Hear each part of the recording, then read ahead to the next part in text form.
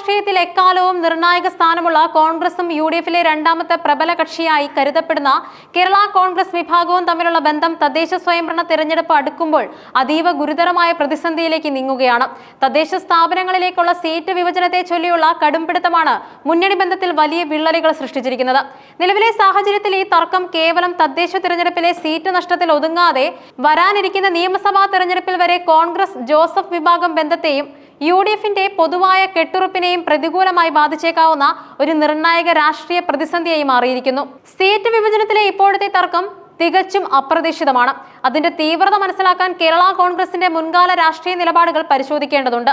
കേരള കോൺഗ്രസ് പ്രബലമായി ഐക്യത്തോടെ നിന്നിരുന്ന കാലത്ത് പോലും ചില ജില്ലകളിലെ ജില്ലാ പഞ്ചായത്ത് സീറ്റുകളുടെ കാര്യത്തിൽ അവർക്ക് ഉണ്ടായിരുന്നത് പരിമിതമായ അവകാശവാദങ്ങളായിരുന്നു. പ്രധാനമായും കോൺഗ്രസിനെ അലട്ടുന്ന കണക്ക് ഇങ്ങനെയാണ്.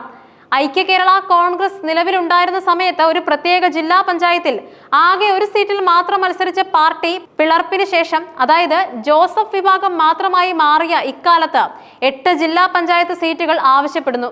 ഇത് ഏകദേശം 800% അധികരിച്ചുള്ള ആവശ്യമാണ്. തദ്ദേശ സ്വയംഭരണ സ്ഥാപനങ്ങളിലെ പ്രാതിനിധ്യം നിലനിർത്താനും മെച്ചപ്പെടുത്താനും ഓരോ പാർട്ടിക്കും അവകാശമുണ്ട്. എന്നാൽ പാർട്ടിയുടെ ശക്തിയും സ്വാധീനവും പരിഗണിക്കാതെ കേവലം രാഷ്ട്രീയ വിലപേശലിന്റെ ഭാഗമായി ഇത്രയധികം സീറ്റുകൾ ആവശ്യപ്പെടുന്നത് UDF-ലെ ഒന്നാമത്തെ കക്ഷിയായ കോൺഗ്രസിന് അംഗീകരിക്കാൻ കഴിയുന്നില്ല.